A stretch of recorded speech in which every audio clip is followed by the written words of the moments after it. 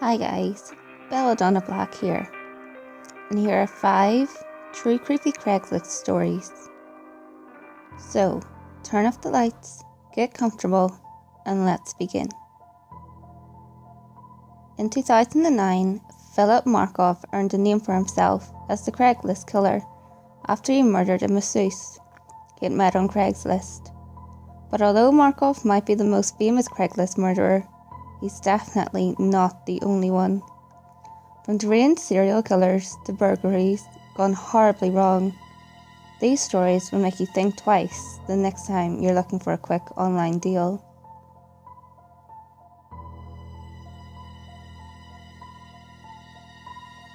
Number 1. To Scott Davis, the ad seemed too good to be true. A steady $300 a week and a place to live for watching a secluded farm in southeastern Ohio. The job of a lifetime. Davis, 48, had recently broken up with his girlfriend and was looking for a new start in life when he saw the ad on Craigslist in 2011. The ad mentioned that over 100 applicants had responded to the job posting. So Davis could barely contain his excitement when he got a call telling him that he was one of the job finalists. All he had to do now was meet his employer and check out the farm. After a final interview in a local restaurant, Davis climbed into the back of a white box while his new employer, a heavy-set man named Jack, squeezed into the front seat. A burly teenager, whom Jack introduced as his nephew, was behind the wheel. As they drove, the road took them farther and farther away from civilization. Soon they were surrounded by dense woodlands, and not long after, the buck creaked to a stop on a secluded stretch of dirt road. Jack told Davis that they'd left some equipment just down the hill, so Davis hopped out to help them carry it up to the car. That's what he was there for. Jack led the way, but somehow he got turned around in the thick underbush, and Davis found himself walking Jack and the other young man right behind him. Davis heard the click of a gun hammer. As he spun towards the sound, a bullet shattered his elbow. He stumbled into the woods. Behind him, Jack cursed and fired round after round at his back. They all missed, and Davis spent the next hours creeping through the woods like a hunted animal, blood soaking his right side, never sure if Jack or his silent accomplice would be around the next bend. Long after sunset, Davis finally found his way to a rural house, where he pleaded with the owners to call the police. Over the next few days, the horrifying reality of the situation came to light. Jack was actually a man named Richard Beasley. He used his Craigslist ad to lure men into the woods to kill them. His nephew was 16-year-old Brogan Rafferty. Together the two had already killed 3 men and buried their bodies in shallow graves in the woods. In 2015, Beasley was sentenced to death, and Brogan Rafferty was sentenced to life in prison. Number 2. In 2003, Brian Boucher was looking for a roommate to help share the rent, and John Williams was looking for a place to stay. It was a match no different from thousands of others that happened on Craigslist all the time, and for a while it looked like it would work out. That is, until Williams began acting strangely. To sweeten the deal, Boucher had offered his new roommate the only bedroom in the apartment, hoping that the added privacy would convince him to stay. It was just what Williams was looking for, because Williams had a secret. According to Boucher, Williams kept to himself a lot. Boucher could spend hours in the apartment thinking he was alone, only for Williams to suddenly walk out of his room with his head down, do whatever he had to do, and then disappear inside the dark bedroom again, with only the soft click of the door's lock as a farewell. Boucher began to get worried. As the months passed, Williams began staying away from the apartment for extended periods of time, and during one of these absences, after they'd been living together 10 months, Boucher had had enough. He broke into the locked bedroom, intent on packing up Williams' things and sending him on his way. On the bed, he found a bulging manila envelope, and what he saw inside made his blood run cold. It was filled with torn-up credit card offers that Boucher had received in the mail. Williams had been going through his trash, and collecting pieces of it.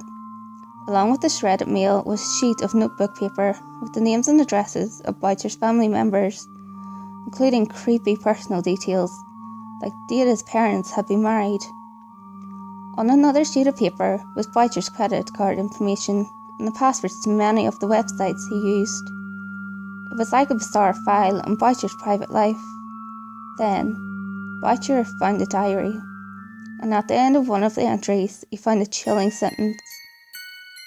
"I'm only now just starting to get over being afraid every time someone looks at me twice in the street. Every time a cop looks at me, thinking they know." All it took was a quick Google search for Boucher to find his roommate, the front page of America's Most Wanted.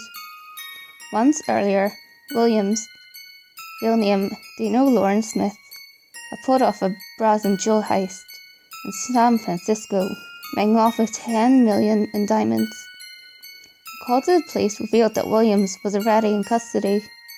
Boucher never found out why he'd been collecting his personal information, but he does know that the situation could have ended much worse. Number 3. Catherine Ann Olson had recently graduated from Minnesota's St. Olaf College and was working part-time as a nanny until her career in theatre kicked off. She was 24. Michael John Anderson liked to play at paintball and wondered what it felt like to kill a person. He was 19. Posing as a mother named Amy, Anderson posted a Craigslist ad in 2007, looking for a person to babysit a child the following day. Olson jumped at the opportunity, and they made arrangements for her to show up at the house at around 10 a.m. to start the job. According to some comments made by Olson to her roommate, she had a weird feeling about the job, but she decided to go through with it anyway. There was no way she could have seen what was coming. After arriving at the house, a rundown split level in Savage, Minnesota, Olson was greeted by Anderson. He led her up to his bedroom on the second floor. Nobody sure exactly what happened next, but at some point, Olson tried to run. Anderson shot her in the back with a .357 Magnum, dragged her body down the stairs and stuffed her in the trunk of his car.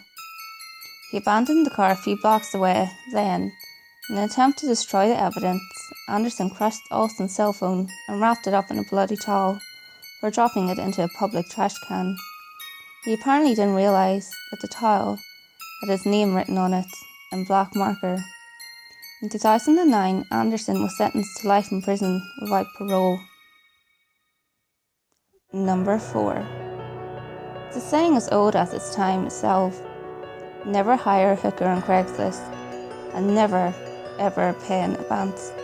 The internet is filled with stories of women and men posing as prostitutes who then rob their clients blind, make off with the money.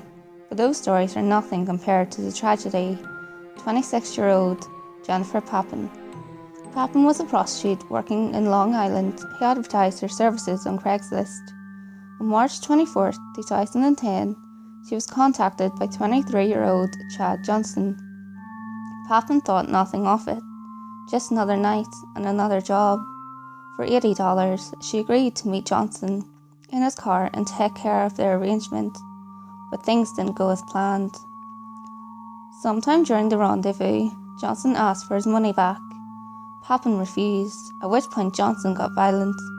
He got his hands around her neck, and before she could scream for help, he was pressing her windpipe shut. He choked her to death and then drove to a wooded area near Long Island Expressway and buried her body in a shallow grave. The subsequent investigation into Papin's disappearance turned up Johnson as the person who had last seen her alive. Background check revealed that Johnson was something of a serial choker. He'd had brushes with the law in the past for assault, and he ended up leading police to the grave where he had dug for Papin. Number 5. On a chilly morning on August 11, 2011, Marima Alejandre waited for hours at the Mesa County, Colorado bus station where her roommate, Louise Olivia, was supposed to pick her up after a long ride in Denver. When he never showed, she got worried and called the police. When deputies arrived at Olivia's home, they found a grisly scene. Olivia was lying naked on an air mattress in a pool of blood. She'd been clubbed multiple times on the back of the head with a blunt object. Nobody doubted that it was a murder, but finding the killer, well, that was the problem. The investigation quickly revealed that Olivia had been running a male massage service on Craigslist. Suspicion then fell on Olivia's partner, Brandon Watton. He lived with Olivia. Was it jealousy? A crime of passion? Not likely, since Watton was working out of town on the night of Olivia's death. Besides, Watton had helped Olivia set up the Craigslist sex operation months earlier, when they'd both been unemployed.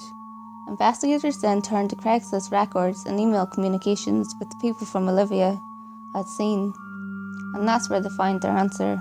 All trails seemed to point to one man, an army veteran named Billy Joe Delacy.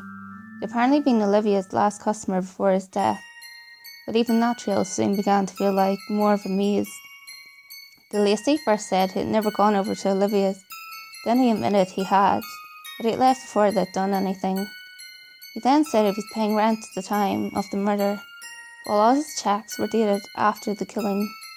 Child pornography was found on his computer, but what did that prove, since he had stolen it in the first place?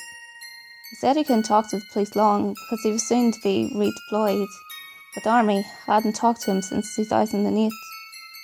The bizarre trail led on, but finally, in 2012, Delacy was arrested in Pennsylvania and indicted for first-degree murder.